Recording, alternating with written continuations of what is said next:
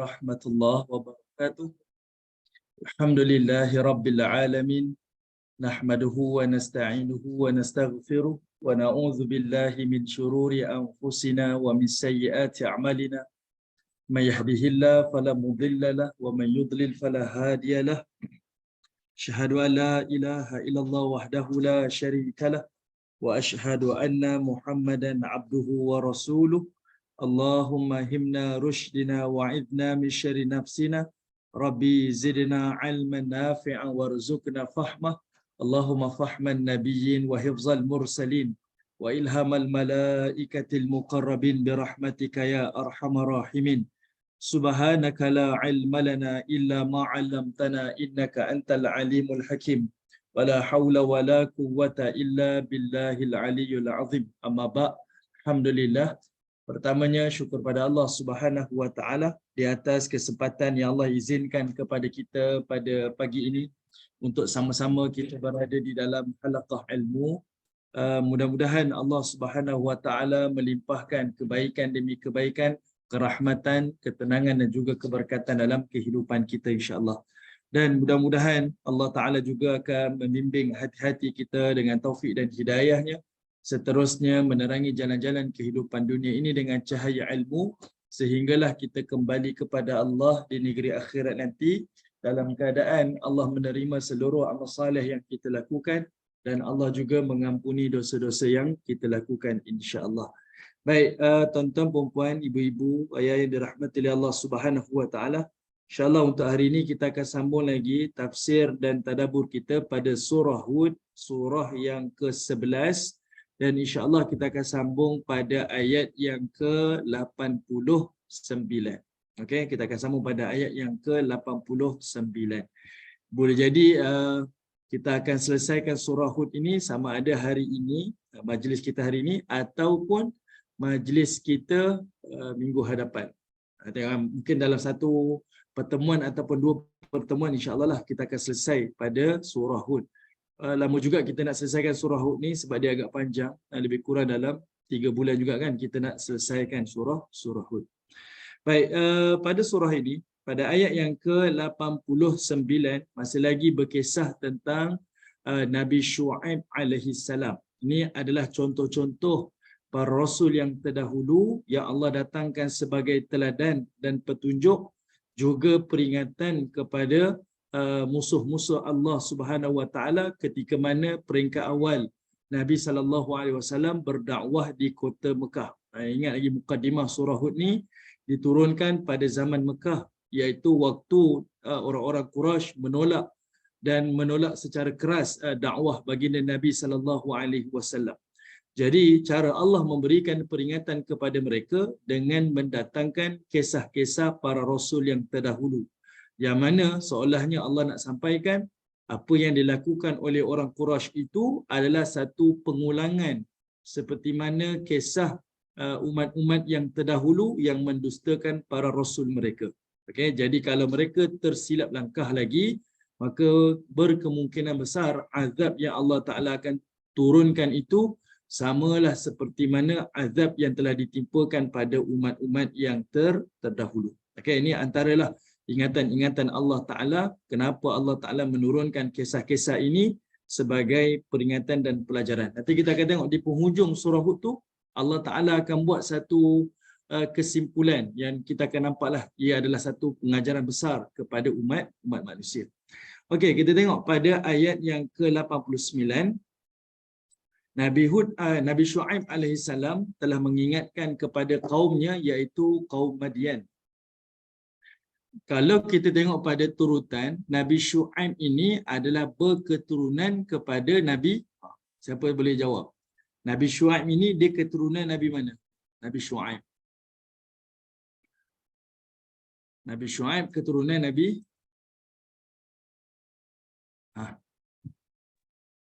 Nabi Harun. Betul.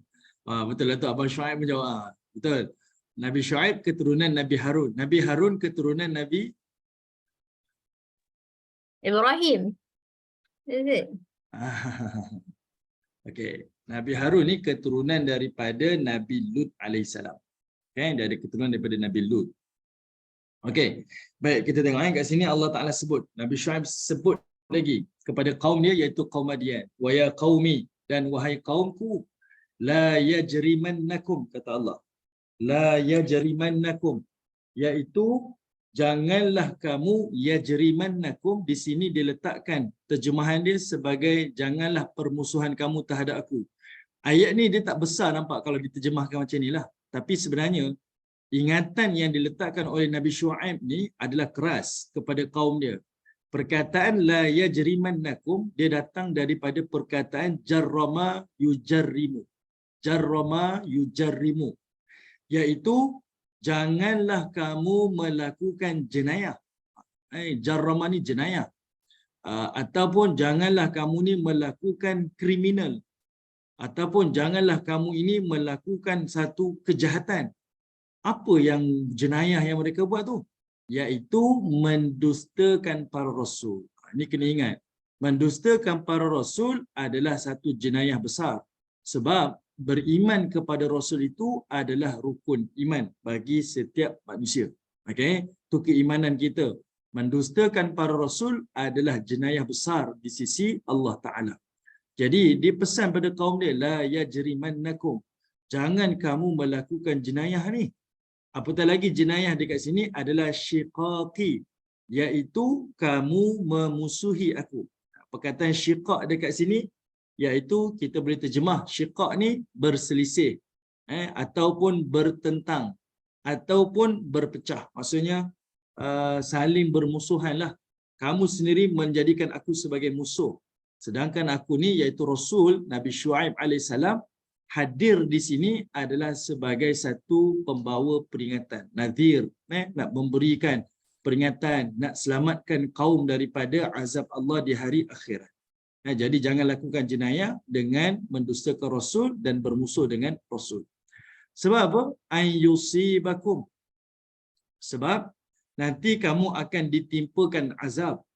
Mithlu, seperti mana ma asaba, yang telah ditimpakan kaum Nuhin, seperti kaum Nuh, au kaum Hudin, ataupun kaum Hud, au kaum Saleh, ataupun kaum Nabi Saleh. Cerita para Nabi Rasul yang terdahulu ni telah ditimpakan azab, bukan cerita yang baru didengari oleh kaum Madian. Tak, dia adalah cerita yang sentiasa didengari. Bahkan selalu didengari. Okay? Cerita-cerita umat terdahulu tu sentiasa didengari dan boleh jadi menjadi cerita-cerita rakyat dah. Kalau kita cerita rakyat kita mungkin cerita Badang, mungkin cerita Tanggang, kan? Tapi zaman tu cerita mereka adalah cerita para rasul. Sebab kita kena bayangkan umat terdahulu tu diazab dengan azab yang berat. Kalau si Tanggang yang hanya bertukar menjadi batu dan tak dipastikan sahih ataupun dongeng, itu pun menjadi buah mulut manusia hari ini, Pak Pandir dan sebagainya.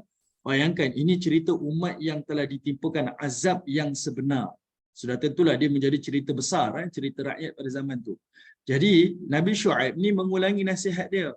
Jangan kamu buat benda ni sebab kamu akan mengulangi azab yang pernah ditimpakan pada umat-umat terdahulu. Nuh, Hud dan juga Saleh. Wa ma qaumul Lut, dan juga kepada kaum Lut. Di sini dia asingkan kaum Lut ni sebab kaum Lut adalah kaum yang paling hampir dengan kaum Madian. Yang itu Nabi Hud kata apa? Nabi Syuaib kata apa? Minkum bi ba'id. Yang mana kaum Nabi Lut itu adalah kaum yang tidak jauh daripada kamu. Wa ma qaumul Lut, dan tidaklah kaum Lut itu jauh daripada kamu. Jauh dekat sini, ba'id dekat sini. Jauh dekat apa? Kaum Lut tak jauh dari sudut tempat dan kaum Lut itu tak jauh dari sudut masa dia. Okey. Tempoh Allah timpakan kaum Lut dengan azab, diterbalikkan dia punya kampung dia tu, tempoh waktu tu dengan kaum Madian hampir sangat dekat. Dan lokasi penempatan mereka antara tempat Nabi Lut dan juga Madian pun tak jauh, sangat dekat. Okey. Jadi dia berikan satu peringatan jelas. Benda ni sangat clear lah, very clear. Satu perbandingan yang Allah Taala datangkan contoh adalah sangat clear. Bezalah. Sebab itu kalau ibu-ibu ayat dirahmati oleh Allah, kita baca dalam surah Asy-Syams, wasyamsi wadduhaha wal laili idza, kan Allah Taala sebut demi matahari, kemudian demi bulan, kemudian demi siang, kemudian demi malam, kemudian demi langit, demi bumi. Allah Ta'ala sebut kan. Dan sekali Allah sebut apa? Wa nafsin wa masawwaha fa'alhamaha fujuraha wa taqwaha. Setelah Allah cerita langit, bumi, ada bulan, matahari, ada siang, ada malam, lalu Allah kata apa? Manusia itu fa'alhamaha, Allah telah ilhamkan kepada mereka fujuraha wa taqwaha, adanya kebatilan, adanya takwa. Sebab Allah nak bagi tahu benda yang buruk dengan benda yang baik, iaitu takwa ni dia very clear, benda sangat jelas. Macam siang dengan malam, clear. Tak ada orang rasa saya tak tahulah ni siang ke malam. Tak ada. Semua orang tahu ada siang, ada malam. Orang tahu mana langit, mana bumi. Orang tahu mana bulan, mana matahari. Benda yang sangat clear. Okay? Dia bukan grey area lah. Dia adalah black and white sahaja. Macam itulah Allah Ta'ala nak bayangkan. Okay? Jadi, di sini Syuaib berpesan pada kaum Madian dengan nasihat yang jelas. Kalau kamu ingkari aku, maka tak ada satu perkara pun yang dapat halang. Seperti mana azab yang telah ditimpakan pada umat-umat yang terdahulu. Benda ni very clear. Tak ada siapa pun boleh mendustakan dan tak ada seorang pun boleh menafikan. Okey, kemudian kita tengok ayat bawah tu. Lalu setelah dia menasihatkan pada ayat 90, Nabi Syuaib pun pesan lagi. Wastaghfiru rabbakum thumma tubu ilaih. Dan dia berkata apa? Dan memohonlah pengampunan kepada Tuhan kamu. Mohonlah pengampunan kepada Tuhan kamu. Perhatikan di sini, Nabi Syuaib menggunakan perkataan Rabbakum. Rabbakum. Kenapa Nabi Syuaib tak kata wastaghfirullah dan beristighfarlah kepada Allah? Ataupun mohonlah pengampunan kepada Allah. Kenapa dia kata beristighfarlah kepada Tuhan kamu? Siapa yang boleh bantu saya? Kita cuba tengok apa yang dimaksudkan dengan ayat ini. Kenapa dia kata wastaghfiru rabbakum? Kenapa dia tak kata wastaghfirullah? Siapa boleh tolong?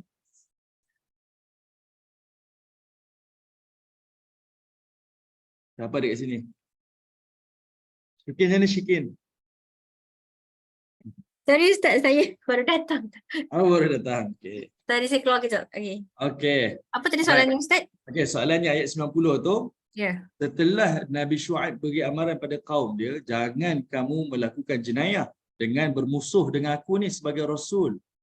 Dan janganlah mendustakan Rasul ni, sebab kamu akan ditimpakan azab macam azab-azab umat yang terdahulu.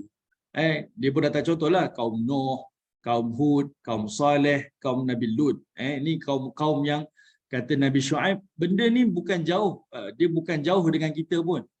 Dia tak jauh dari sudut tempat dan dia tak jauh dari sudut waktu. Maksudnya tempoh berlaku azab umat terdahulu tu dekat dah dengan kita.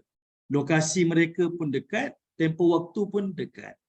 Lepas dia pesan tu, dia pesan pada kaum dia pula, wastaghfiru rabbakum. Dia kata, wahai kaumku, istighfarlah kepada Tuhan kamu. Dia kata Tuhan kamu. Kenapa dia tak kata wastaghfirullah? Perkataan rabbakum tu digantikan dengan perkataan Allah. Kenapa? Kenapa? Ada dua connotation yang berbeza lah. Tuhan yang pertama tu. Wastaghfirullah dengan wastaghfiru rabbakum. Okey. Baik. Okey, dekat sini kita tengok selalu saya ingatkan pada pada tuan-tuan semua, setiap para rasul yang kita dah kaji dah daripada surah Hud ni, daripada kisah Nabi Nuh, inilah nasihat mereka. Mula-mula dia dakwah tentang tauhid, lepas tu dia akan ajak umat dia untuk beristighfar dan bertaubat kepada Allah. Lalu dijanjikan pula setiap istighfar dan taubat itu Allah Ta'ala akan berikan macam-macam ganjaran. Kita dah bincang lah. Allah Ta'ala akan berikan bantuan, Allah Ta'ala akan datangkan pertolongan, macam-macam. Setiap kali mereka nasihatkan, mereka akan gunakan perkataan Rabbakum, Tuhan kamu. Dia tak gunakan perkataan Allah. Sebab apa? Sebab setiap para rasul ni dia nak highlightkan yang mana Tuhan ni iaitu Allah Taala ni adalah Rabb. Kita kena kembali pada maksud Rabb. Rabbu ni maksud Tuhan yang namanya Allah. Rabb ni apa? Tuhan yang menciptakan, Tuhan yang mentadbir dan Tuhan yang mengurus alam ni. Maksudnya kamu beristighfar dan nak kembali kepada siapa ni? Kamu nak beristighfar dan kembali kepada Tuhan yang ciptakan kamu, Tuhan yang takbir kamu, Tuhan yang uruskan kamu. Yang uruskan kamu dan alam ni. Okay, dia nak highlight perkataan Rabb tu. Sebab kalau disebut perkataan Allah, dia agak lebih spesifik lah. Nama Allah Ta'ala Allah ni. Tapi Rabb ni dia nak beritahu kepada sifat Tuhan ni. Iaitu Tuhan ni dialah yang mencipta, mentadbir dan segalanya. Dan Rabb juga bererti dialah Tuhan yang memberi manfaat dan dialah Tuhan yang sama yang memberikan mudarat. Dan Rabb juga memberi maksud dialah Tuhan yang memberikan tarbiyah. Yang mendidik kita ni Tuhan juga.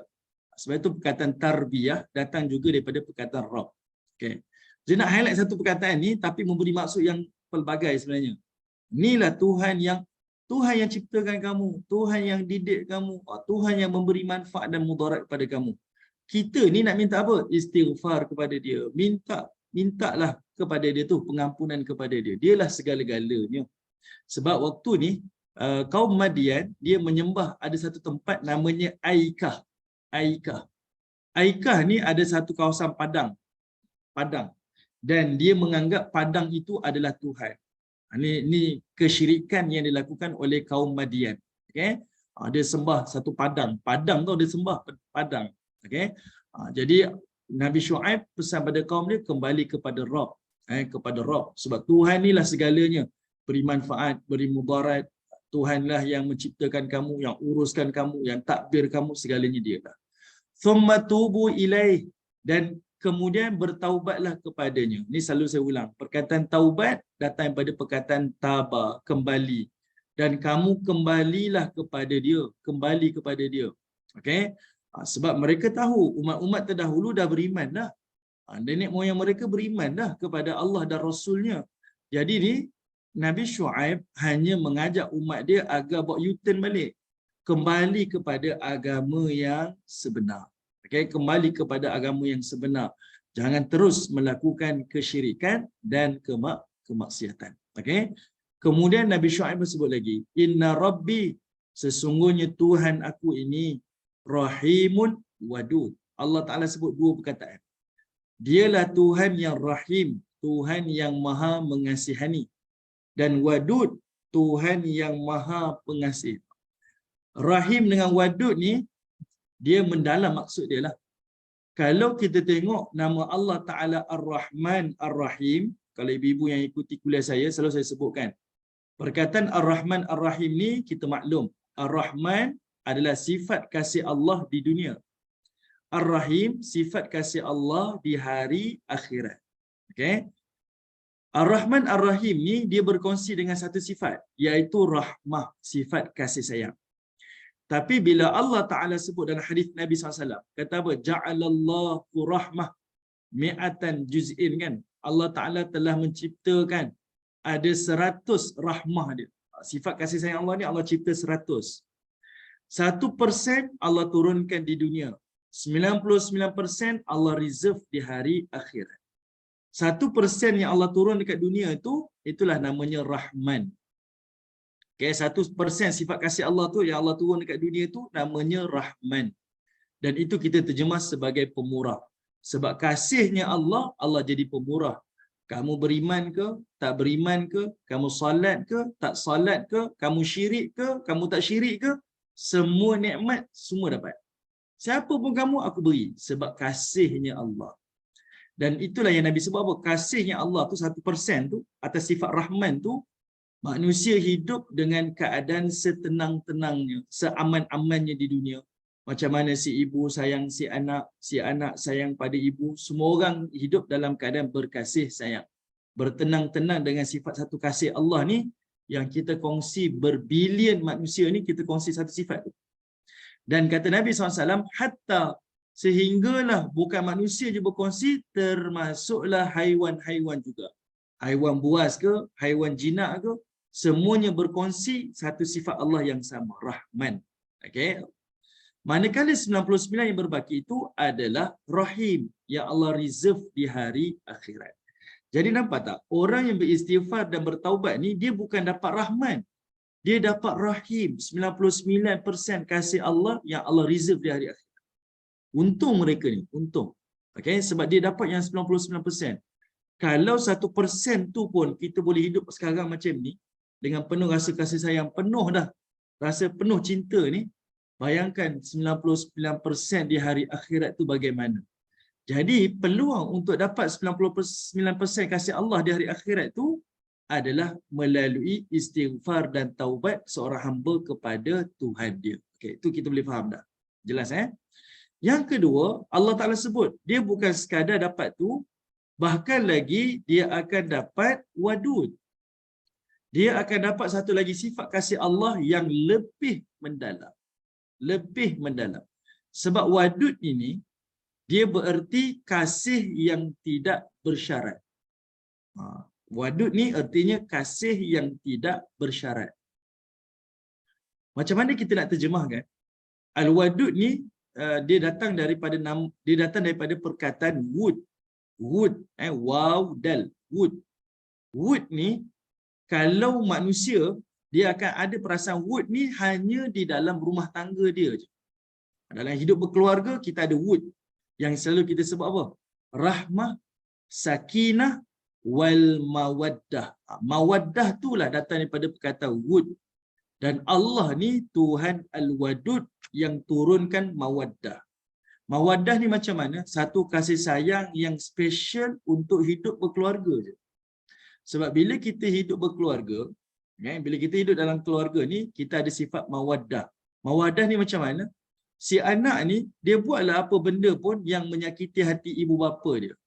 Ibu bapa dia tetap kasih pada anak. Tetap kasih. Walaupun dia terluka dengan perbuatan si anak, tapi mak ayah ni tetap sayang anak dia. Sebab apa? Sebab kasih saya pada anak saya tak bersyarat. Itu namanya mawaddah. Dan Allah Ta'ala beri sifat wadud ni hanya pada orang yang beristighfar dan hanya pada orang yang bertaubat sahaja. Okay? Allah Ta'ala hanya beri sifat wadud ni hanya pada orang beristighfar dan bertaubat. Kenapa? Sebab Allah nak nafikan. Bila orang yang melakukan maksiat, selalu dia akan rasa apa? Tuhan tak sayang saya dah. Dia akan rasa Tuhan ni takkan boleh terima saya dah. Saya ni takkan layak masuk syurga dah. Saya ni terlalu kotor dah. Tak ada orang boleh pedulikan saya. Allah nafikan. Allah nafikan. Selagi mana mereka bertaubat, selagi itu Allah tetap kasih pada mereka. Bukan kasih sikit-sikit. Kasih yang tidak bersyarat. Okay? Allah akan tetap berikan kasih kepada mereka itu dengan kasih yang tidak bersyarat. Okay, sebab itu Allah highlight ni. Orang beristighfar dan bertaubat kepada Allah, dia akan dapat Rahimul Wadud. Macam mana kasih Allah ni kita tengok Salah satu daripada kasih Allah Ta'ala, bila seorang melakukan maksiat, Allah tak timpakan azab serta-merta. Allah tangguhkan. Dan itu adalah Rahimul Wadud. Okay, itu adalah sifat kasih dan sifat penyayangnya Allah. Kita melakukan kesalahan, Allah tak hukum serta-merta. Tapi Allah tangguhkan kasih. Lepas Allah tangguhkan, Allah datangkan ujian sebagai wake up call kepada kita. Supaya kita sedar, salahlah saya ni. Bila kita rasa kita salah tu, menyebabkan kita kembali kepada dia. Lepas kita kembali kepada dia, kita pun bertaubat pada dia. Bila kita bertaubat, Allah kasih sungguh, semua dosa yang kita lakukan, semuanya diampunkan serta-merta. Ampun 100%, semuanya diampunkan. Lagi ekstrim lagi, dalam satu surah yang lain Allah Ta'ala kata apa? Yubaddilullahu sayyiatihim hasanat. Orang yang bertaubat kepada Allah ni, Allah akan gantikan, yubaddil. Allah akan gantikan sayyiatihim, semua kejahatan dia, hasanat, bertukar menjadi pahala. Semuanya bertukar. Punya kasih.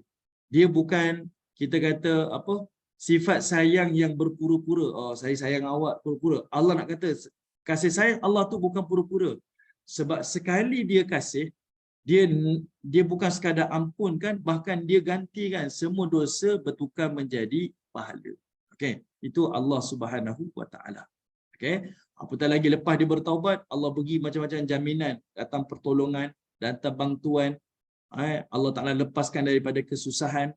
Di hari akhirat pula Allah beri pengampunan dan Allah berikan syurga yang terlalu luas. Okey, itu dimasukkanlah pada ayat Rahimun Wadud. Ni ayat sebagai galakan, motivasi kepada manusia agar bertaubat kepada Allah. Tapi kalau manusianya fikiran macam mana tuan-tuan?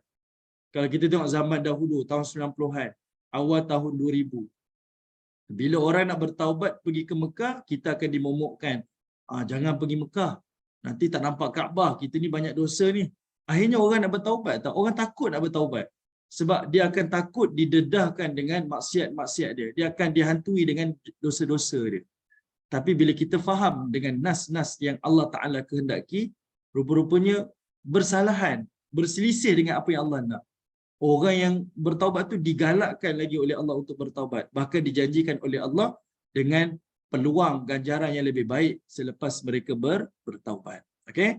Baik, tengok ayat 91 pula. Okey, tengok ayat 91. Lepas Nabi Shu'aib ni dia telah berdakwah kepada kaum dia, memberikan peringatan dan ancaman, maka kaum dia kata apa? Qalu, kata kaum Nabi Shu'aib, qalu, mereka berkata, ya Shu'aib, wahai Shu'aib, ma nafqahu kathiran mimma taqul, dia kata, kami ni tak faham, kami ni tak faham apa perkataan yang kamu nak. Kami ni banyak tak faham lah istilahnya. Okey, dekat sini tuan-tuan tengok perkataan ma nafqahu. Minta highlightkan perkataan ma nafqahu tu. Ma nafqahu kathiran. Tak banyak yang kami faham. Okey. Perkataan nafqah ini sebenarnya perkataan faqah ni inilah yang kita sebut fiqh kita sebut kata fiqh. Orang yang faham ilmu fiqh ni kita panggil faqih. Faqih. Maksudnya orang yang fahamlah. Itulah perkataan faqah tu. Sebab itu dia diterjemah kat sini tidak mengerti ataupun tidak tahu ataupun tidak faham. Okey? Okey, tuan-tuan boleh ikuti ke? Saya tak nampak tuan-tuan. Boleh? Boleh ikuti? Alhamdulillah Ustaz, clear, tak ada masalah. Okay. Baik, boleh Okay, jadi perkataan nafqahu tu itulah perkataan yang selalu kita guna fiqh. Orang yang alim dalam bidang fiqh ni kita kata faqih. Sebab dia faham, orang yang faham, orang yang tahu. Jadi kenapa kaum Nabi Shu'aib ni dia kata ma nafqahu kathiran. Dia tak kata ma nafhamu, kami tak faham. Dia kata ma nafqahu, kami tak faqih ni. Kami banyak kami tak faqih. Nafqahu kathiran tu maksudnya banyak benda kami tak faham. Mimma taqul, apa yang kau sebut. Sebab tuan-tuan kena tahu kenapa digunakan perkataan faqih ni. Sebab dia nak bagi tahu pada kita mukjizat Nabi Shu'aib ni, salah satunya Shu'aib ni dikenali sebagai khatibul anbiya. Mukjizat Nabi Shu'aib adalah khatibul anbiya. Dia adalah pendakwah dan pemidato yang paling hebat. Dari sudut kalangan para rasul, juru cakap para rasul ni Nabi Shu'aib. Kita boleh kata macam itulah. Sebab itu dia dikenali sebagai khatibul anbiya. Juru cakap bagi para rasul ni adalah Nabi Shu'aib. Sebab mukjizat Nabi Shu'aib ni dia adalah pemidato dan pendakwah yang paling handal. Paling handal. Dia cakap orang akan dengar dan orang akan terpengaruh. Itu kelebihan dakwah Nabi Shu'aib. Itu kelebihan dia. Okay? Mukjizat kepada Nabi Shu'aib AS. Mungkin mukjizat ni jarang-jarang diketahui lah. Tapi kalau kita baca sejarah riwayat sirah para Nabi ni, kita akan nampak Nabi Shu'aib ni terkenal sebagai pemidato hebat, pendakwah hebat. Jadi, sebagai satu penghinaan kepada Nabi Shu'aib, kaum dia kata, ma nafqahu kathiran mimma taqul. Kami ni banyak benda tak faham. Mustahil lah. Takkanlah dia diangkat menjadi pemidato, pendakwah terkenal kalau dia cakap orang tak faham. Kan? Ni sengaja lah, sengaja. Okay, sebab itu dia highlight perkataan tu. Boleh faham sebabkan mukjizat Nabi Shu'aib ni, apa yang dituturkan tu memang luar biasa. Okay, percakapan dia, pendekatan dia sangat mudah difahami. Jadi cara kaum dia nak ejek Nabi Shu'aib, dia kata kami banyak tak faham apa yang kau cakap. Sengaja macam tu. Satu penghinaan kepada Nabi Shu'aib. Tapi sebenarnya itulah nak bagi tahu dia faham sebenarnya, dia faham. cuma sebab mereka sengaja nak mengingkari dakwah Nabi Shu'aib alaihissalam. Kemudian mereka datangkan sebab, alasan. Kenapa kami ni tak beriman dengan kau dan kenapa kami tak faham ucapan kau wahai Shu'aib? Wa inna, okey, sebab sesungguhnya kami ini la naraka, telah melihat engkau. Okey, la naraka, telah melihat engkau wahai Shu'aib fina dha'ifa, dalam kalangan kami engkau lah yang paling lemah. Okey, lemah dekat sini apa maksudnya? Ibu-ibu dan rahmati Allah. Dha'ifa, lemah dekat sini adalah memberi maksud, iaitu Nabi Shu'aib alaihi salam ni dia hanya bersendirian. Ahli keluarga dia tak follow dia untuk beriman kepada Allah. Itu maksud dia dha'ifa. Dha'ifa ni maksudnya lemah. Lemah dekat sini artinya dia bersendirian. Kalau betul kamu ni pendakwah yang ni, sudah tentulah ahli keluarga kamu bersama dengan kamu wahai Shu'aib. Sekarang ni keluarga kamu tak bersama dengan kamu. Kamu cakap seorang-seorang. Tak ada orang yang follow kamu. Dari sudut keluarga dia lah. Maksud keluarga dia tak beriman dengan dia. Jadi sebab itu dia perlilah dekat sini. Sebagai satu ejekan yang merendahkan. Sebab keluarga Nabi Shu'aib pun tak beriman kepada Nabi Shu'aib alaihissalam. Dha'ifa. Benda ni kalau main dengan keluarga kita pun sakit hatilah. Dan ini yang berlaku pada Nabi SAW. Waktu Nabi berdakwah dan waktu Abu Lahab tak boleh menentang dakwah Nabi, apa yang dilakukan oleh Abu Lahab? Dia minta anak dia Utbah dan Utaibah menceraikan dua anak perempuan baginda Nabi SAW. Mana si ayah yang tak boleh marah kan? Kalau dua anak yang tak bersalah itu diceraikan tanpa sebab, mesti marah punya. Tapi itulah satu, kita kata satu perkara sebagai ujian di dalam dakwah. Jadi macam tu, benda yang luar daripada bidang kita, kita tak boleh nak halang. Tapi benda tu sangat memberi kesan pada jiwa kita, iaitu keluarga kita sendiri. Jadi itulah yang dilakukan oleh kaum dia. Satu, dihina Nabi Shu'aib. Dia kata, ucapan kamu ni kami tak faham lah. Sedangkan dia pemidato hebat. Mukjizat dia. Kedua, dia kata, keluarga kau pun tak beriman kepada engkau. Okey. Baik, kemudian dia kata apa lagi? Walaula rahtuka la rajamnak. Dia kata, kalaulah bukan kerana rahtuk. Okey. Perkataan rahtuk ni, kalau tak terjemahan kat situ, dia tulis adalah keluarga. Rahtuk ni dia datang daripada perkataan rahtah. Rahtah. Rahtah ni artinya adalah kelompok dan juga kabilah. Okey, termasuklah kabilah ni artinya keluarga lah. Kelompok ataupun kabilah, itu masuk rahtuk. Okey. Dia kata kalau tidak kerana kelompok kau, kabilah kau wahai Shu'aib, la rajamnak, pasti kami ni akan rejam kau. Kami pasti akan rejam kau. Okey. Kenapa ayat ni di-highlightkan ibu-ibu? Ayat yang dirahmati oleh Allah. Sebab ibu-ibu ayat yang dirahmati oleh Allah kena ingat ada satu doa daripada Nabi Lut alaihi salam. Okey, kalau kita ingat lagi doa Nabi Lut alaihi salam, iaitu Sekejap, saya tengok balik ayat dia, ayat yang ke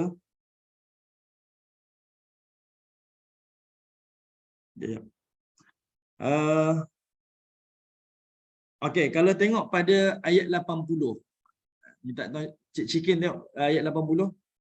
Kenapa perkataan ni disebut? Saya tengok Nabi Lut dia pernah berdoa kepada Allah. Allah makbulkan. Ayat 80. 70. Turun lagi. Okey. 80. Okey. Tengok Nabi ni ayat Nabi Lut. Nabi Lut kata apa? Lau annali bikum quwwah. Kalaulah aku ada kekuatan untuk menentang mereka. Au awi ila rukni syadid. Ataupun aku dapat tumpukan ke sesuatu tempat bertahan yang kuat. Apa yang tempat dia nak bersandar ni? Iaitu pada keluarga dia. Kalaulah aku ada keluarga. Okay, kalau aku ada keluarga ataupun kabilah untuk aku berpaut, aku paut dah. Sebagai kekuatan lah. Jadi ayat ni doa Nabi Lut alaihissalam dan akhirnya Allah makbulkan.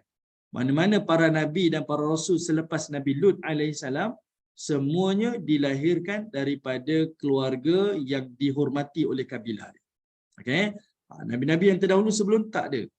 Dia lahir sebagai orang kebanyakan.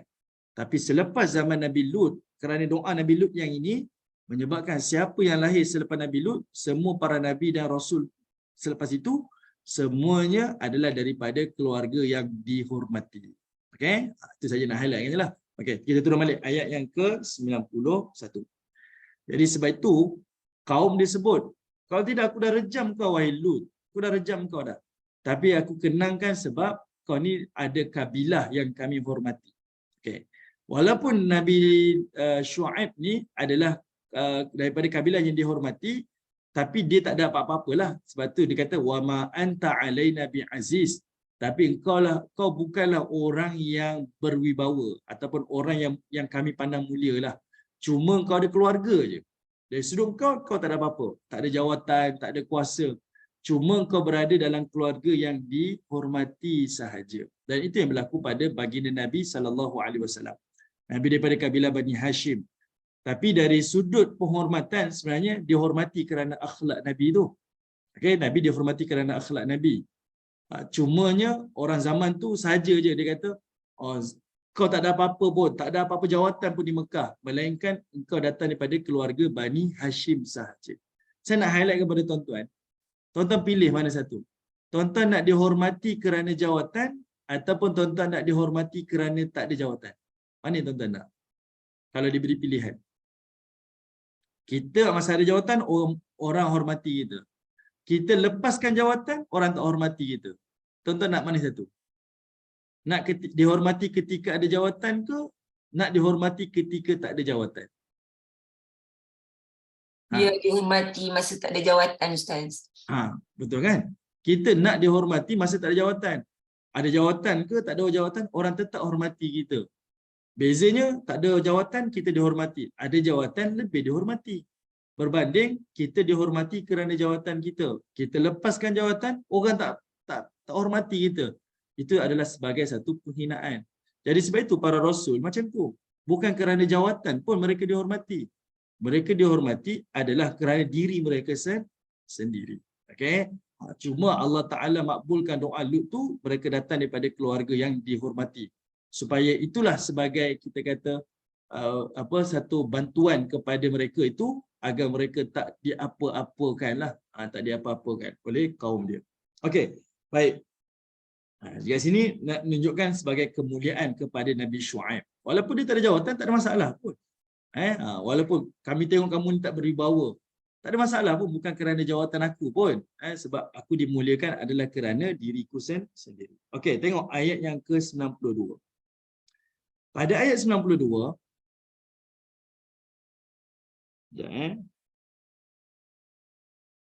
okey, saya minta maaf, saya terlupa.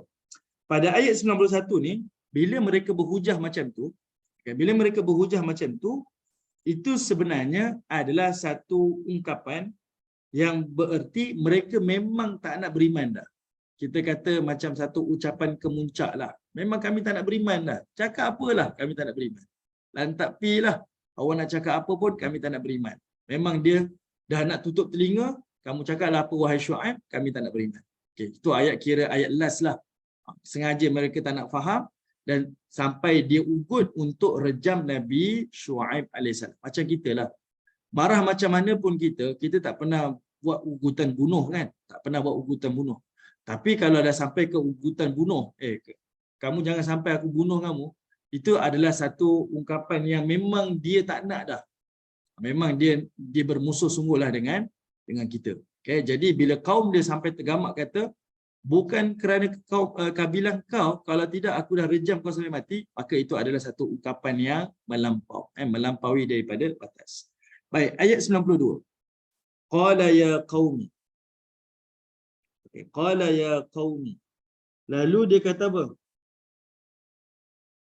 Kata Nabi Shu'aib alaihissalam, kata Nabi Shu'aib alaihissalam, ya qaumi, wahai kaumku, arahti, apakah kabilah aku itu? Okey, arahti dekat situ, apakah kabilah aku itu? Dekat sini diterjemah apakah keluarga aku itu? Arahti, apakah keluarga aku ataupun kabilah aku itu?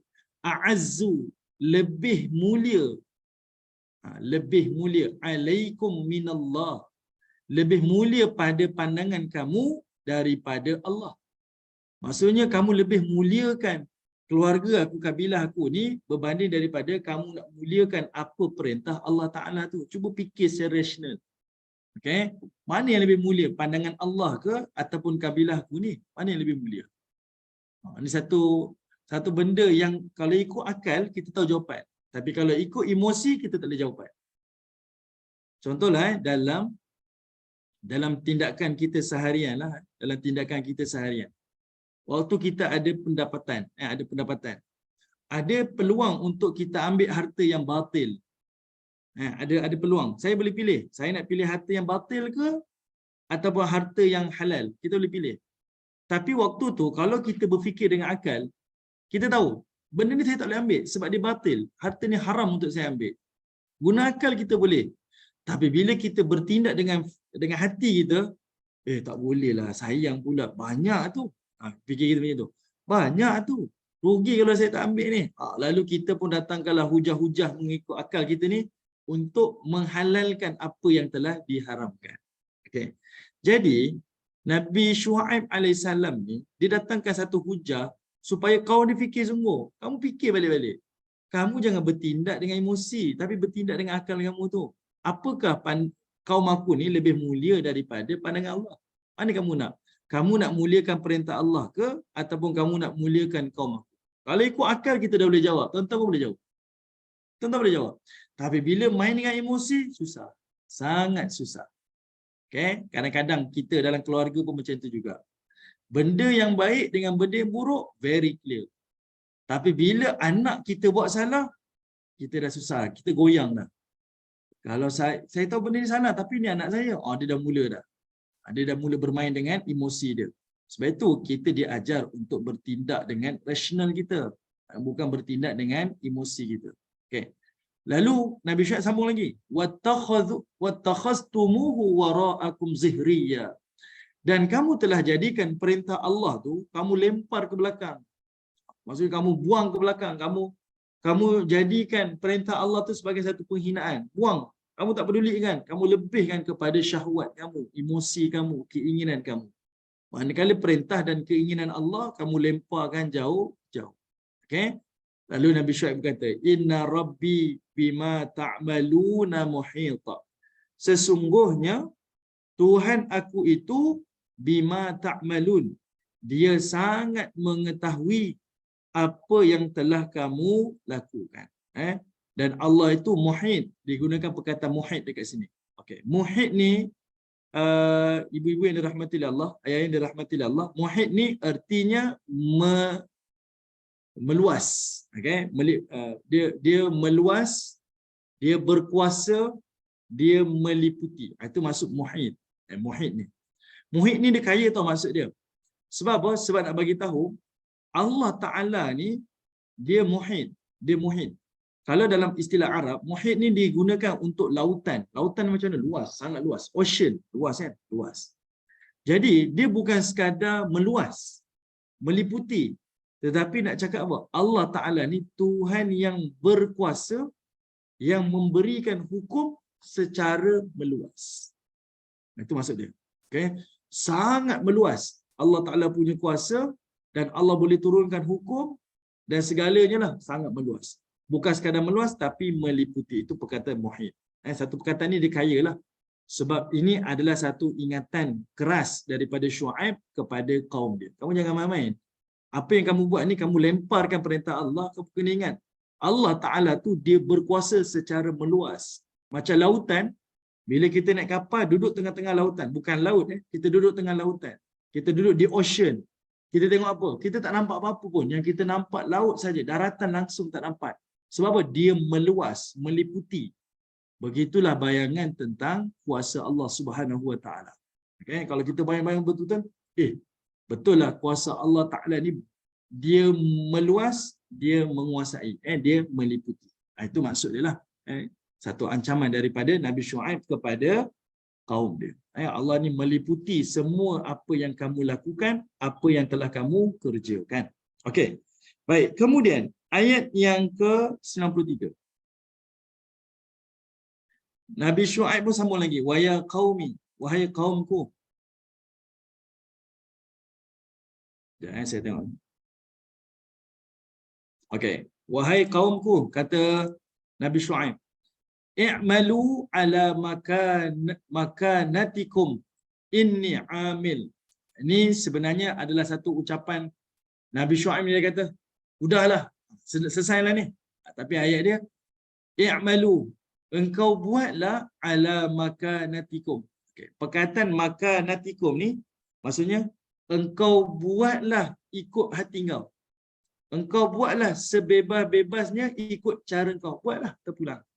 Kalau kita ni orang dah, kalau ayah ni dia dah apa kita kata, tawar hati dia, seorang ayah kepada anak dia, dah lah kalau ayah cakap macam ni tak nak, kau buatlah apa yang kau nak buat. Kita sebagai anak, apa perasaan kita? Masa tu kita rasa, ayah janganlah cakap macam tu ayah. Kalau boleh, saya nak ayah nasihatkan saya. Tapi ayah ni dah tahu hati dah. Dah lah, kau buatlah apa yang kau nak buat. Kalau kau fikir tu betul, kau buatlah. Macam itulah perkataan tu. I'lamu ala makanatikum. Tapi dekat sini, ibu-ibu yang dirahmati Allah, perhatikan. Digunakan perkataan i'malu daripada perkataan amal. Amal. I'malu datang daripada perkataan amal. Tengok perkataan i'malu datang daripada perkataan amal. Kalau kita patah balik, kita tengok perkataan yang digunakan sebelum ni, iaitu digunakan perkataan, saya dah baca. Tengok ayat 87. Tengok ayat 87. Okey, ada perkataan an-naf'ala. An-naf'ala. Okey, an-naf'ala. Okey. Kat situ ada perkataan fa'ala, tadi perkataan amala. Saya pernah sebut dah hari tu. Cuma nak bagi nampak, tuan-tuan nampak lagi jelas lagi. Apa beza perkataan fa'ala yang kita kata fa'il ni, buat, perbuatan, dengan perkataan amala, buat juga, ataupun pekerjaan. Dua-dua ni selalu digunakan. Yaf'alun, ya'malun. Kita akan dinilai dengan apa yang kita lakukan dan kita kerjakan. Ada kali digunakan yaf'alun, ada kali digunakan perkataan ya'malun. Apa beza dia, tuan-tuan? Amala dengan fa'ala. Siapa boleh tolong saya?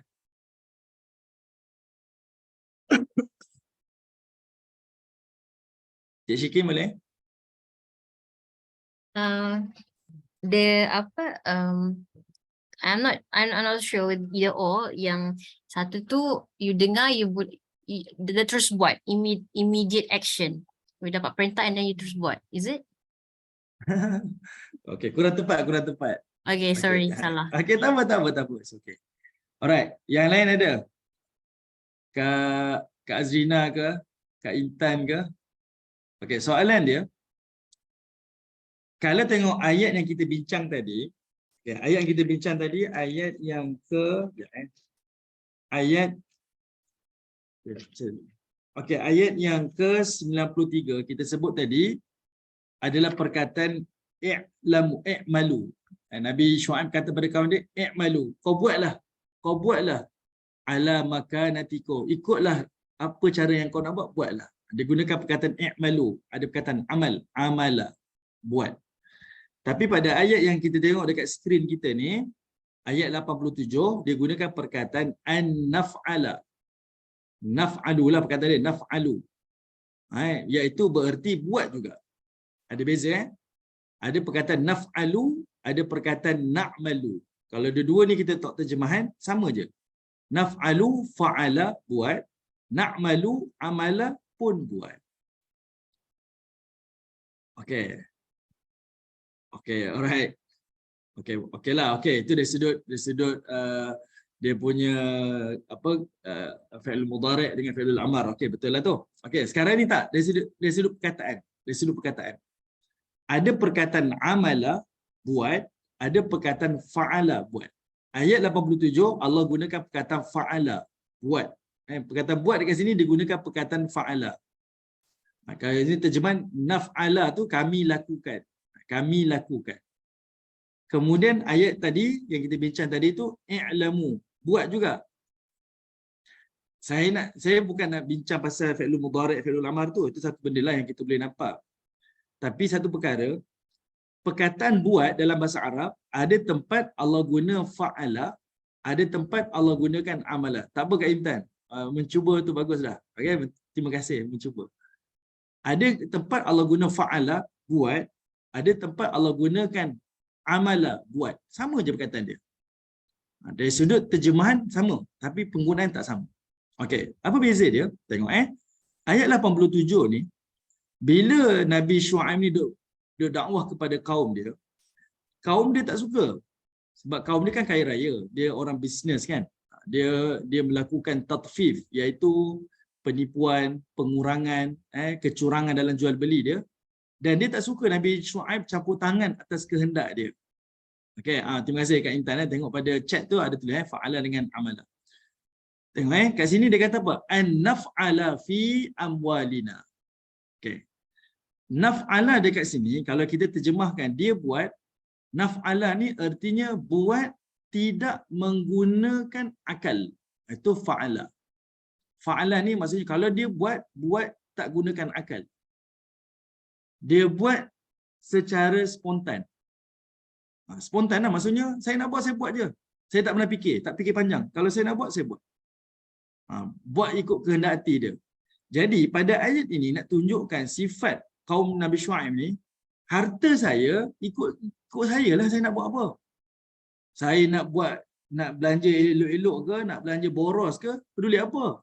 Dia jenis perkataan fi'il ni, fa'ala ni, dia buat tanpa fikir panjang. Tuan-tuan kena ingat sampai bila-bila. Fa'ala ni kalau dia buat satu benda, buat secara spontan. Buat dia tak fikir panjang. Dia nak buat, dia buat terus. Itu fa'ala. Manakala amala, dia buat selepas dia berfikir panjang. Itu amala. Dia dah fikir dulu, dia dah tahu baik buruk, baru dia buat. Itu amala. Okay. Jadi penggunaan yang Allah Ta'ala sebut dalam Quran ni sangat tepatlah. Okay. Dalam hal berbelanja ni, dia tak suka. Shu'aib, jangan kacau saya. Jangan kacau kami, ikut kami nak belanja. Ni kan harta kami. Kenapa kamu nak persoalkan? Kami nak belanja macam tu, kami nak belanja ni. Ikut kami lah. Kami punya duit kan. Dia gunakan perkataan naf'ala. Nak cerita, dia fikir panjang ke tak fikir panjang? Sorry, awak tak boleh kacau. Itu bukan hak awak.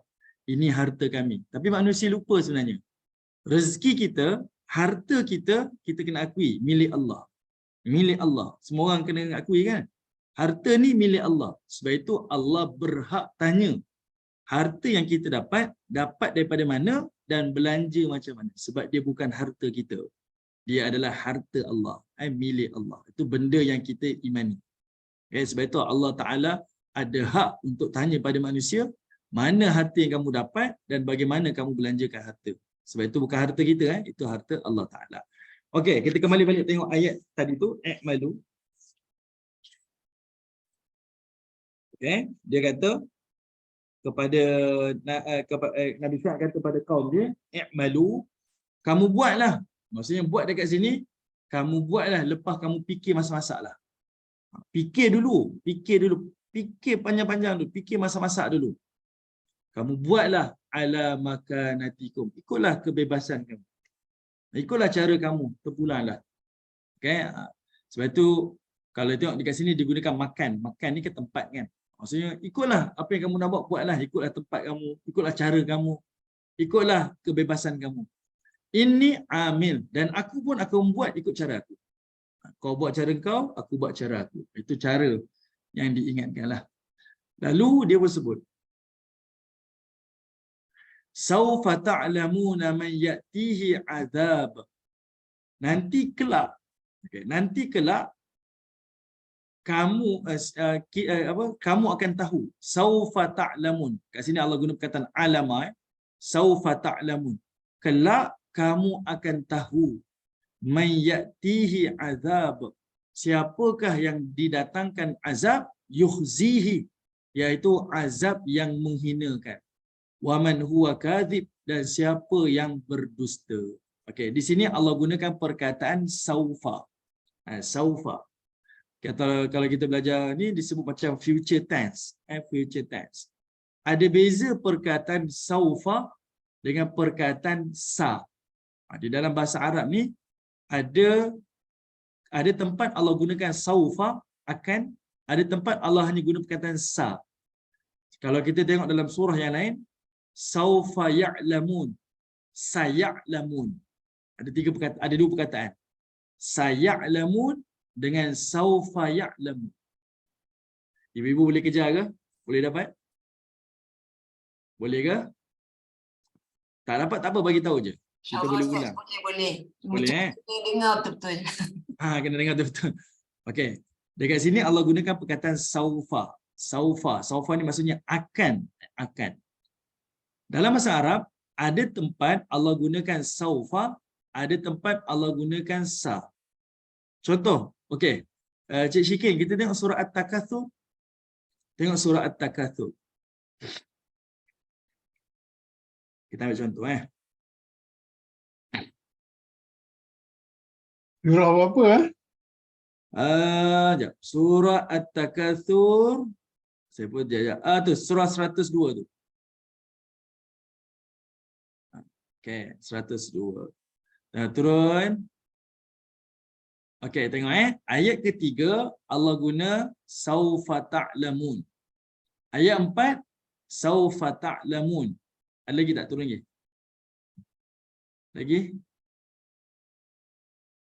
Lagi? Oh, tak adalah. Naik atas, tak Syikin. Naik. Semua saufa Oh, tak adalah, semua saufa. Okey, minta maaf. Dekat sini semua diguna perkataan saufa. Tapi kalau ada ayat yang lain, ada dia guna saufa, ada dia huruf sin je. Sin je. Kalau disambung dia jadi saya'lamun. Ada ya'lamun tu maksudnya dia tahu. Sa dekat situ dia akan tahu. Contohlah dalam bahasa Inggeris kita ada dua perkataan kan. Akan. Satu will, satu lagi apa? Shall. Apa? Shall. SH. Ya betul, shall, betul. Okey, ada dua kan? Satu will, satu lagi shall kan? Okey, dua perkataan. Ada beza tak penggunaan dia? Sama je. Ikut konteks juga kadang-kadang.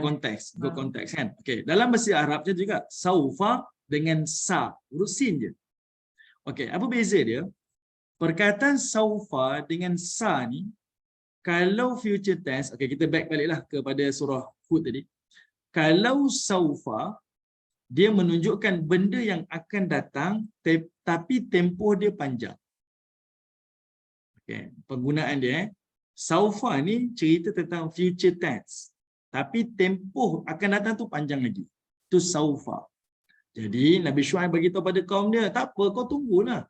Kau ketahu nanti azab tu bila. Tapi dia nak bagi tahu tempoh tu panjang. Kau boleh tunggu. Okey. Tapi kalau Allah guna perkataan sa, sin sahaja, akan sin saja, itu menunjukkan tempoh akan datang tapi tempoh dia pendek. Itu kaedah lah, tu kaedah bahasa Arab. Saya tak dapat minta maaf, saya tak jumpa contoh, tak ingatlah contoh dekat mana. Okey, jadi ada saufa, ada sa. Bahasa Inggeris ada will, ada shall kan. Okey. Baik, sekarang ni Allah Taala sebut, Nabi Syuaib cakap pada kaum dia, tak apa. Kau buat ikut suka kau, ikutlah, aku pun buat kerja aku. Nanti kelak kita akan tahulah azab, datangnya azab yang menghinakan, dan waktu tu kita tahu siapalah yang pendusta. Kau panggil aku pendusta kan? Kita tengok siapa yang pendusta sebenarnya. Wartaqibu inni ma'akum raqib. Dan kata Nabi Syuaib, wartaqibu, tunggulah. Sesungguhnya aku pun aku tunggu bersama-sama dengan kamu. Okey, perkataan wartaqibu dengan perkataan raqib ni sama iaitu tunggu. Tunggu dekat sini bukan tunggu macam tu je, tunggu je tak Tapi perkataan raqib ni, tunggu dekat sini adalah tunggu dengan teliti. Kau tunggu dan kau perhati sungguh-sungguh. Macam tu maksud dia. Sebab itu kita ada malaikat namanya raqib dengan atid kan. Dia teliti, dia catatan dia tu. Contoh. Perkataan raqib ni ataupun wartaqibu ni dia suruh tunggu tapi tunggu dengan teliti. Sebab itu di dalam bahasa Arab teleskop yang orang duk teropong benda-benda kecil-kecil tu, teleskop tu dipanggil mirqab. Mirqab. Dia teropong. Maksudnya perkataan wartaqibu ni diterjemahkan sebagai tunggu. Kau bukan tunggu je, tapi kau teropong tengok betul-betul. Macam itulah. Kita tengok betul-betul. Tunggu dan perhatikan. Macam itulah. Tunggu dan perhatikan. Wait and see. Bukan dekat. Maksudnya apa tu? Bukan dekat. Maksudnya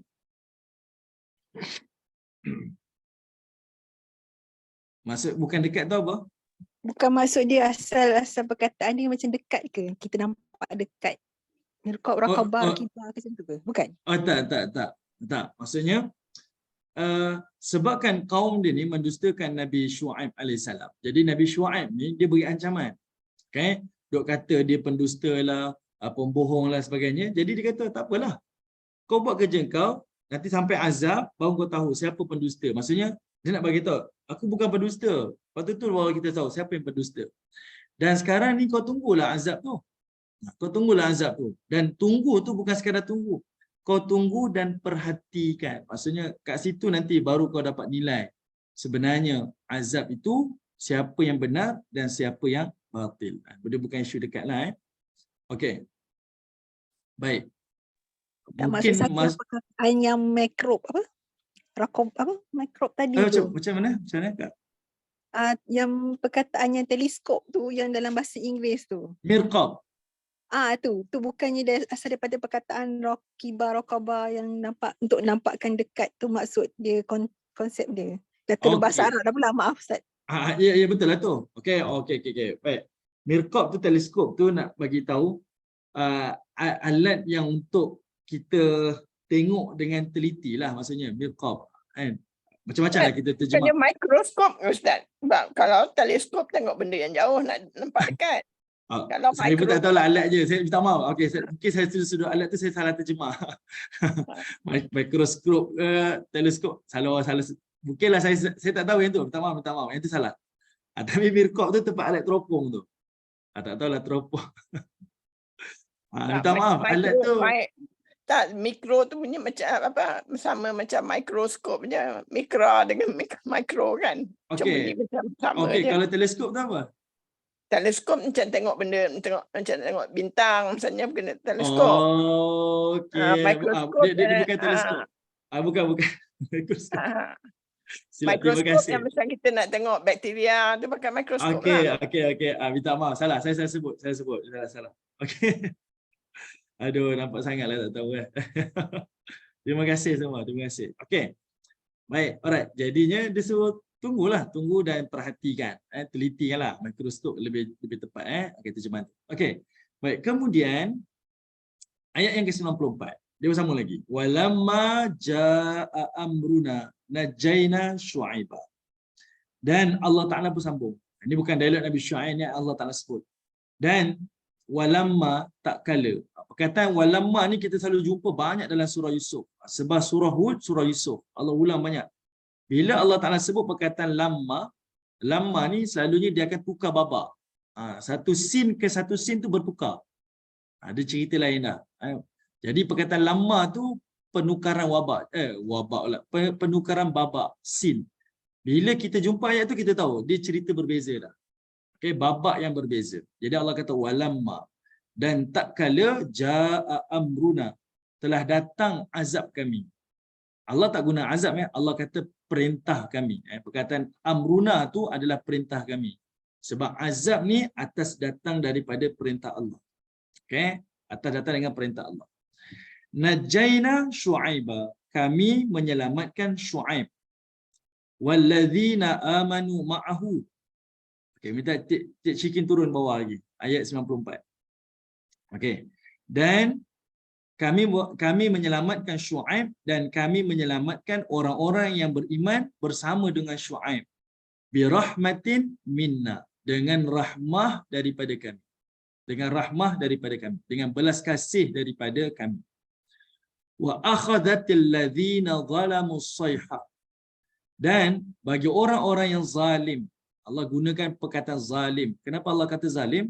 Zalim dekat sini sebab manusia sendiri diberikan pilihan dah. Kamu boleh pilih perkara yang baik, perkara buruk.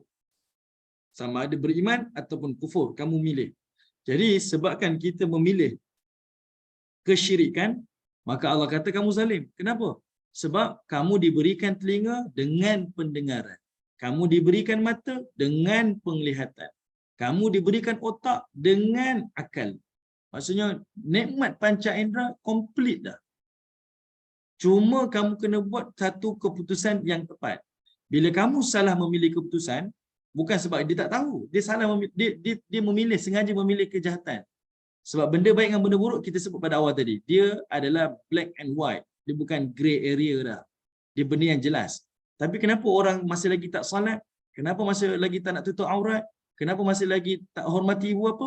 Pilihan dia. Sedangkan dia tahu benda tu semua adalah kebaikan dan perintah. Tapi dia pilih.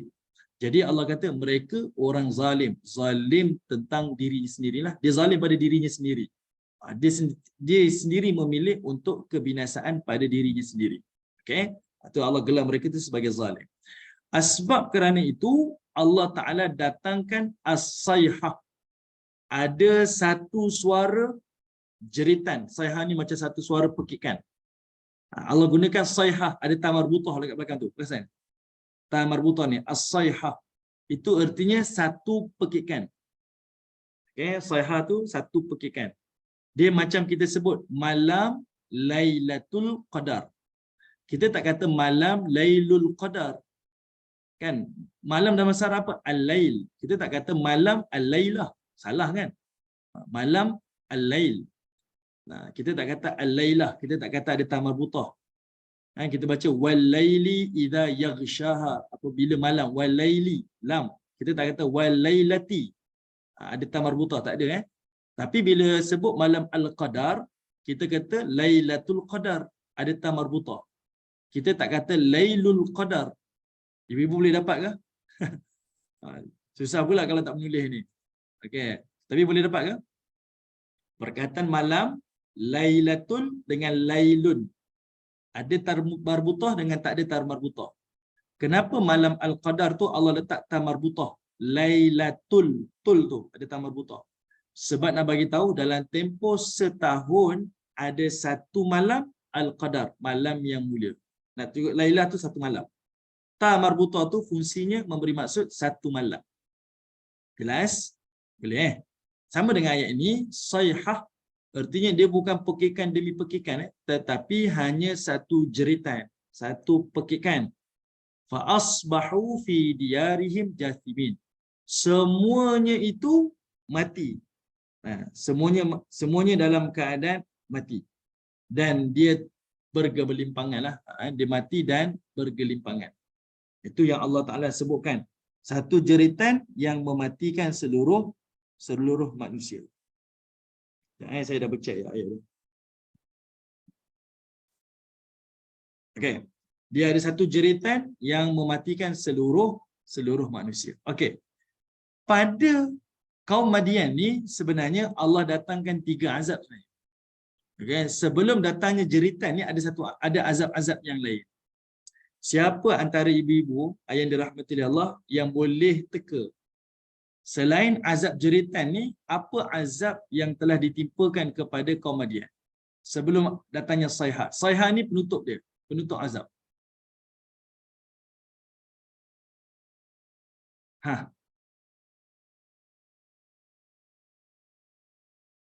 Siapa boleh bantu?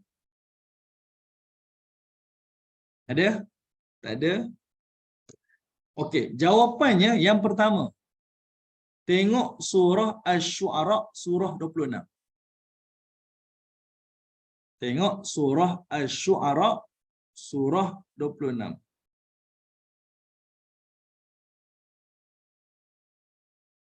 Tengok ayat 187. Ayat 187. Atas. Sikit atas. Itu ayat 80 dah tu. 176. Betul. Minta maaf. Saya silap. Okay, Right, 187, right? Okay, betul. Yes. Saya dia dua. Okay, tengok Allah Ta'ala kata apa? Fa'askit alaina kisafam minas sama'. Fa'askit. Askit ni kami gugurkan, kami jatuhkan. kepada mereka itu kisafan minas sama, iaitu kepingan-kepingan daripada langit. In kunta minas sadiqin.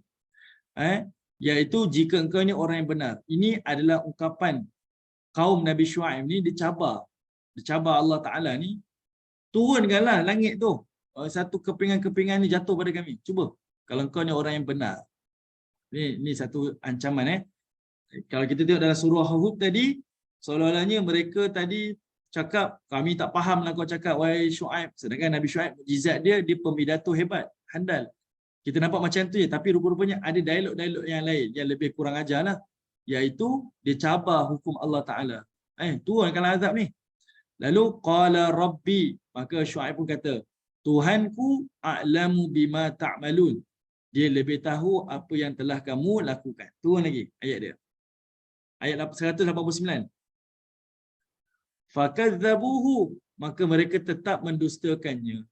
Fa akhadhahum azabu yaumidh dhullah, maka mereka ditimpakan azab pada hari tersebut adalah dhullah, awan yang mendung. Innahu kana azaba yaumin azim, iaitu dia merupakan azab seksa yang paling besar, huru-hara. Apa yaumidh dhullah tu? Dia bukan mendung. Yaumidh dhullah ni adalah awan yang berhimpun jadi gelap dan dia membahang, menyebabkan kulit mereka melepur. So dia jadi cuaca panas. Dia macam mana kalau tengok dalam beberapa pandangan ulama sirah, dia sebut azab yang pertama tu menyebabkan mereka ni melepur kulit dia. Kulit jadi melepur sebab panas. Dia macam mana dikepung tau, dikepung.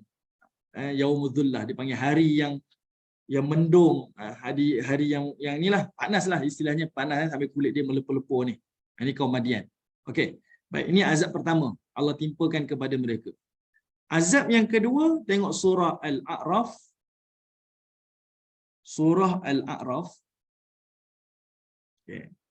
Surah Al-A'raf, surah ke-7 ayat 85. Okey. Tengok ayat 85. Tengok bawah, terjemahan itu terus. Okey. Dan kepada kaum Madian kami utuskan saudara mereka Syuaib. Okey, turun lagi. Ni dia ulang balik yang cerita tadi tu, ringkasan dia, turun lagi. Pergi sampai terus ke ayat 91. Okey, tengok ayat 91, Allah Taala kata apa? Fa akhadathumur rajfah fa asbahu fi darihim jathimin.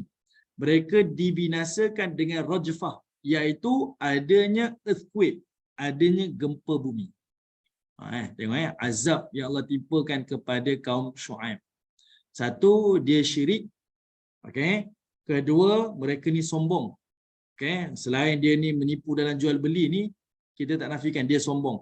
Okey, memang dia kutuk-kutuk para rasul ni.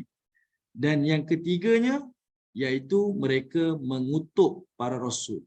Okey, dia kutuk para rasul. Jadi sebab itu Allah datangkan 3 azab.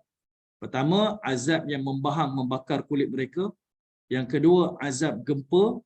Dan yang ketiga, azab satu jeritan yang mematikan seluruhnya.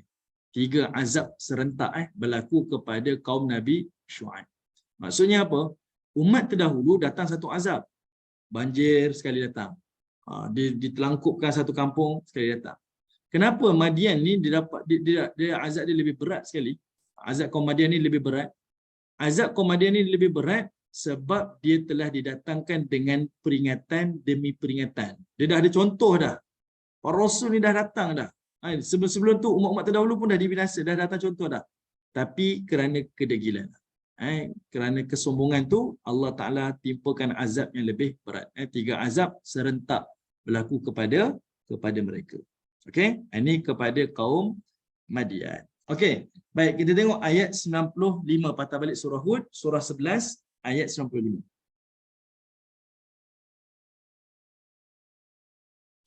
Okey, nampak gaya kita tak selesai pun tak apalah ya. Kita jumpa lagi satu lagi next meeting, insya-Allah lah kita selesaikan surah Hud ni. Baik, ayat 95 Allah Ta'ala sebut. Kata Allah, ka'allam yaghnau fiha. Seolah-olahnya mereka tak pernah mendiami pun kawasan Madian tu. Ala bu'dan limadyana kama ba'idat Samud. Dan ingatlah kebinasaan kaum Madian itu adalah sebagaimana binasanya kaum Samud. Sama je. Azab tu sama dengan kaum Samud. Kaum Samud adalah kaum Nabi Saleh alaihi salam. Okey, Allah hancurkan mereka itu rapat ke bumi seolah-olahnya macam tidak ada peninggalan. Seolah-olahnya macam apa? Tidak ada umat yang pernah hidup dekat kawasan tersebut. Kita boleh bayangkanlah kalau ada satu tempat tu didiami lalu kosong, kita boleh bayang. Tapi kita pergi satu kawasan yang kosong. Tiba-tiba kita kata, dulu kat sini ada orang hidup. Kita tak boleh bayang macam mana dia hidup. Sekarang yang saya nampak tak ada apa-apa pun, tanah saja. Sebab Allah nak bagi tahu kat situ azab yang sangat mengerikan. Sampai Allah binasakan mereka rapat terus ke bumi. Okay? Sebab itu dalam ayat yang lain Allah kata apa? Minha qaimun wa hasid. Allah datangkan binasa pada kaum-kaum yang terdahulu. Ada yang qaim, kekal. Ada yang hasid, ada yang hancur terus. Rapat terus ke bumi. Tidak ditinggalkan walaupun sisa-sisa bangunan. Semuanya hancur binasa. Ini antaralah kerja Allah Ta'ala yang tidak dapat dihalangi oleh manusia. Okey, baik. Sekarang kita masuk Nabi yang terakhir, ayat 96. Iaitu Nabi Musa alaihi salam. Okey, kisah Nabi Musa. Okey, Nabi Musa ni, apa dosa kaum Nabi Musa? Ya Allah Ta'ala datangkan kehancuran kepada Firaun. Kaum Madian tadi kita tahu dia melakukan tatfif, penipuan dalam jual beli dia, kecurangan, kemudian dia sombong, dia ancam azab Tuhan macam-macam lah. Syirik tu benda memang asas sekali lah. Kaum Nabi Musa, apa dosa yang dia buat?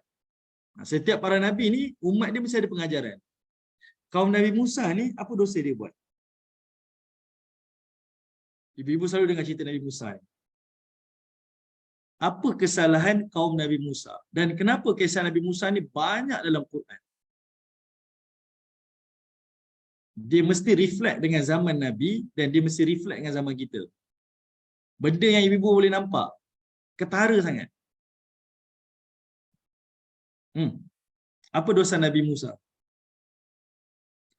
Dia sembah Ramai nak lagi. patung lembu. Okey, itu satu benda lah. Kesyirikan tu Sembah nak satu benda. patung lembu. Betul. Okey. Itu satu benda lah. Kesyirikan tu satu.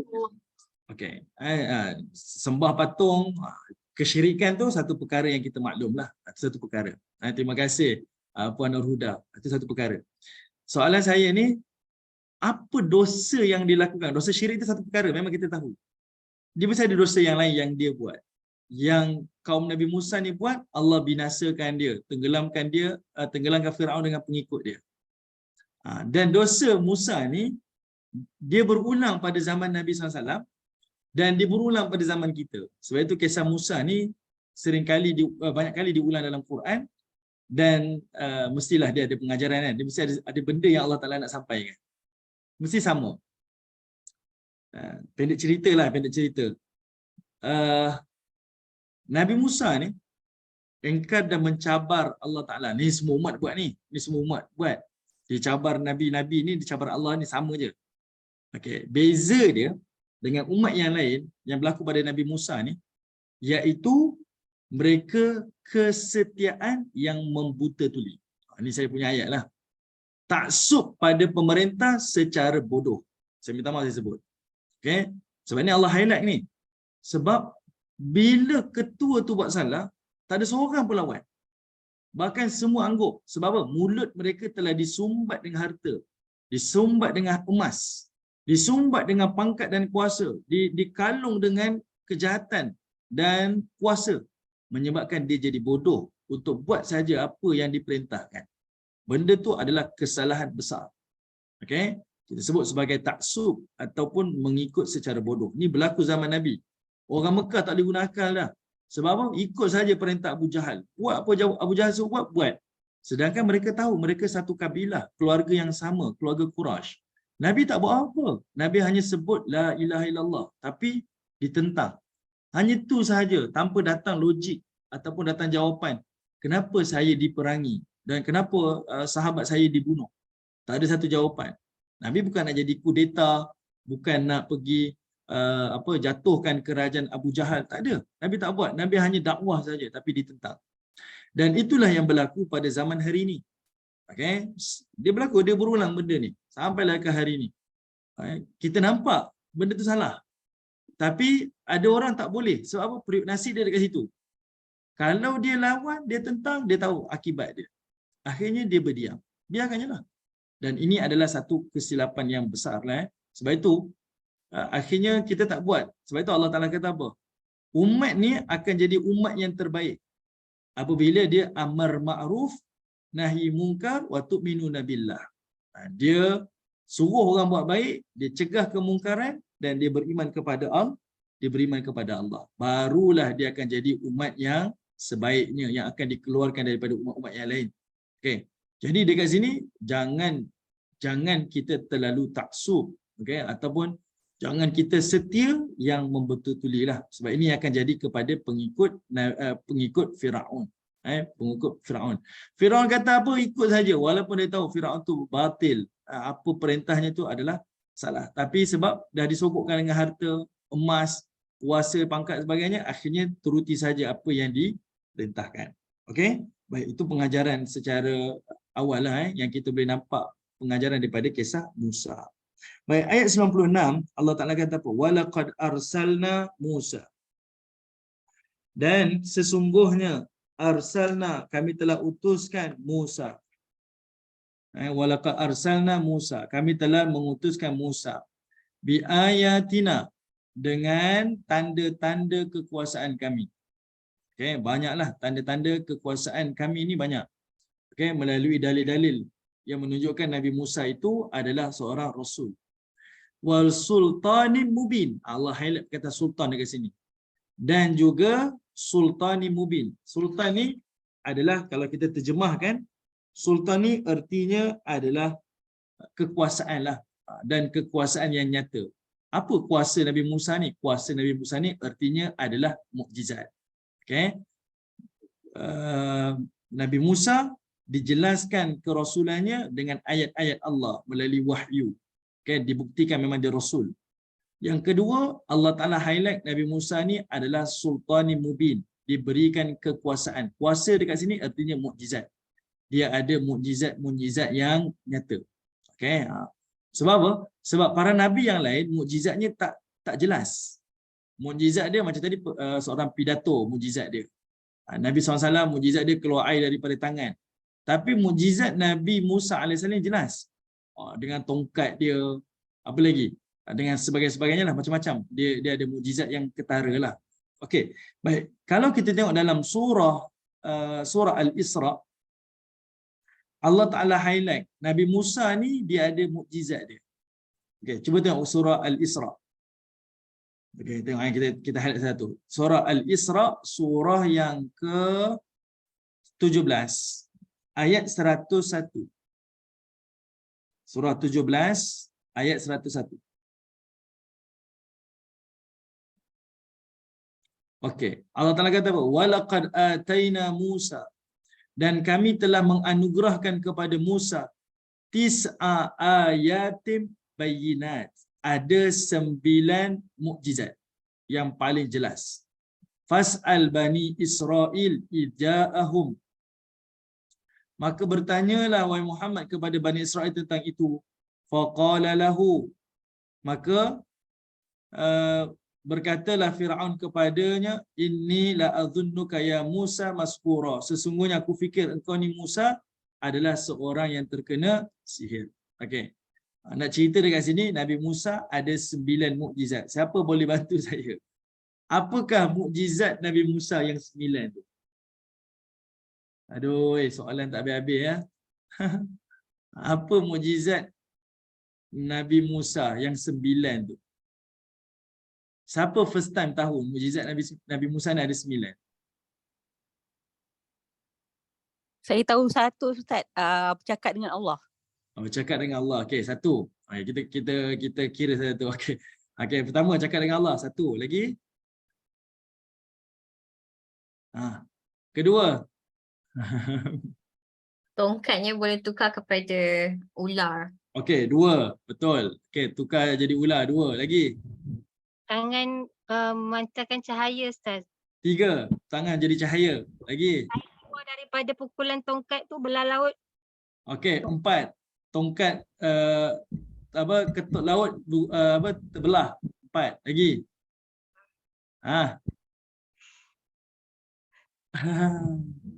Yang ini je kita orang selalu 4. 5 lagi memang orang tak ingat. Kita Taurat. I mean, kita Okey, Taurat. itu tak kira. Tak kira. Taurat satulah tapi tak kira, itu tak kira. 9 ni jelas. Okey. Ada lagi 5. 5 ni jarang orang perasan. 5 ni memang jarang orang perasan. Dia mukjizat yang datang sekaligus, serentak. Okey, apa dia? Okey, saya saja sebut tadi sebab 4 ni memang kita tahu.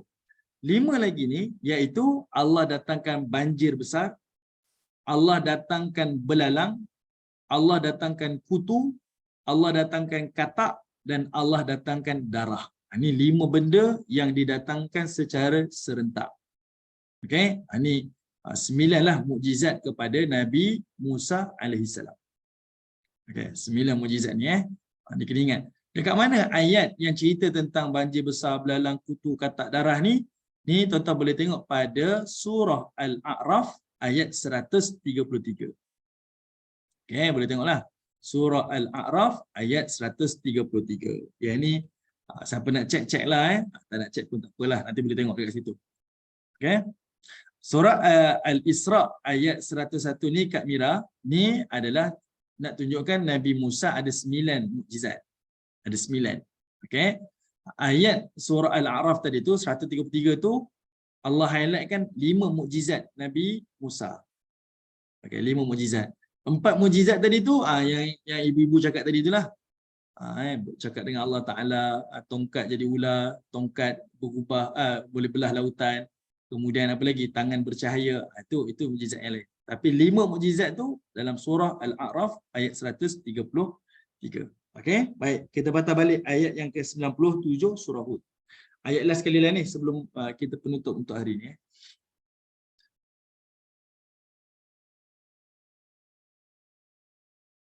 Okey, ayat 97 ni Allah Taala kata apa?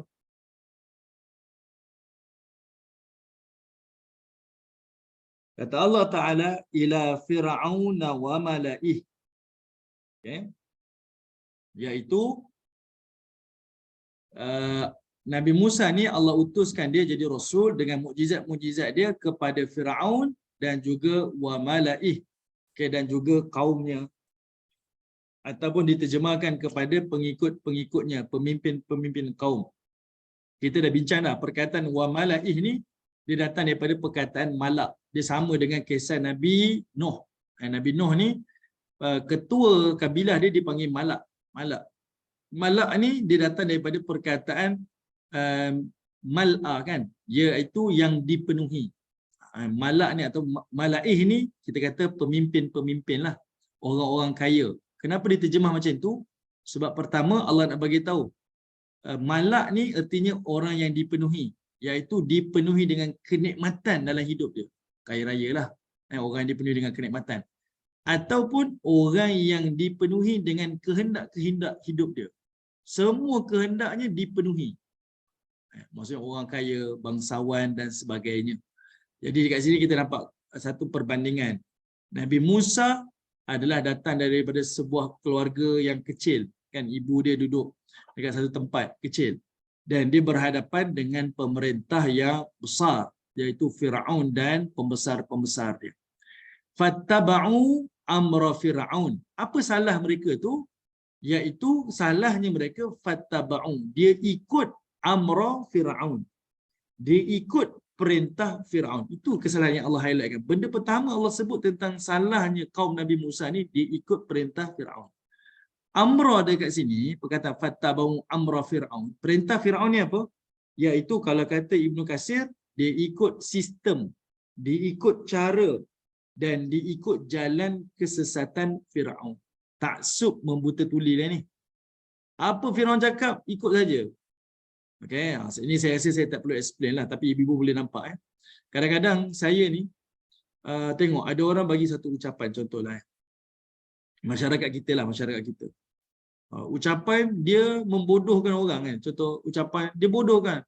Orang Melayu ni bodoh contohlah. Ini sebut negara kita ni. Orang Melayu ni bodoh lah. Dia tak ni. Tak ada orang pun yang bangkit cakap tuan. Yang tuan cakap tu tentang diri tuan, bangsa tuan. Macam tu. Tak ada orang pun nak tegur. Kan? Tak ada orang nak tegur. Orang dengar, oh ya, angguk je. Sebab apa? Kita ni macam dah disumbatkan. Di mulut kita dia dengan duit, dengan kuasa. Jadi apa orang yang ada ketokohan, tokoh kita sebenarnya tokoh ni mungkin dia ada kedudukan sikit daripada kita, apa dia kata kita tak berani lawan.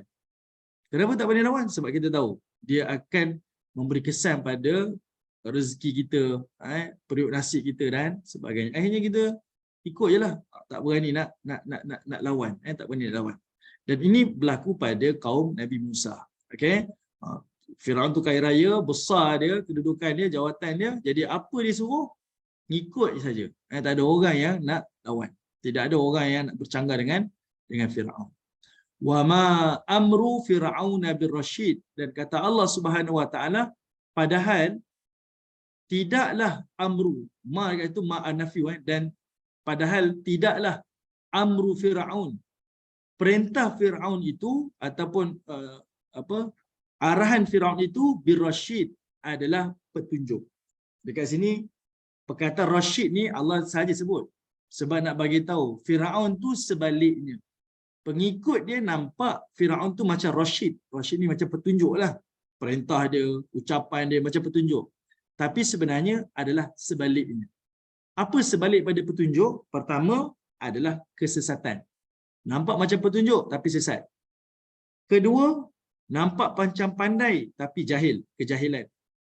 Ketiga, nampak macam kesetiaan tapi kekufuran. Keempat, nampak macam kebaikan tetapi kebencian. Ini disebutkan oleh Ibnu Kathir. Sebab itu Allah sebut perkataan rasyid tu. Sebab nak bagi tahu, serba-serbi yang Firaun perintahkan itu semuanya adalah kebatilan. Dia berlawanan dengan sifat rasyid. Okay? Dia berlawanan. Tapi pengikut dia nampak tak? Pengikut dia nampak semua ni kebaikan untuk kita ni, kebaikan. Dia taksub membuta tuli. Dia tak gunakan akal dia untuk membandingkan yang rasyid ataupun yang batil. Okey. Baik, selesai pada ayat 97. Kita akan sambung lagi pada pertemuan akan datang pada ayat-ayat yang berikutnya. Wallahu taala a'lam. Baik, terima kasih kepada ibu-ibu semua. Minta maaflah tak dapat nak sebut seorang-seorang, tapi alhamdulillah terima kasih semua yang di sini. InsyaAllah kita jumpa lagi pada masa akan datang. Wallahu ta'ala alam. Assalamualaikum warahmatullahi wabarakatuh. Waalaikumsalam warahmatullahi wabarakatuh. Jazakallahu khairan jazak, Ustaz. Subhanallah wa bihamdihi. Subhanallah wa bihamdihi.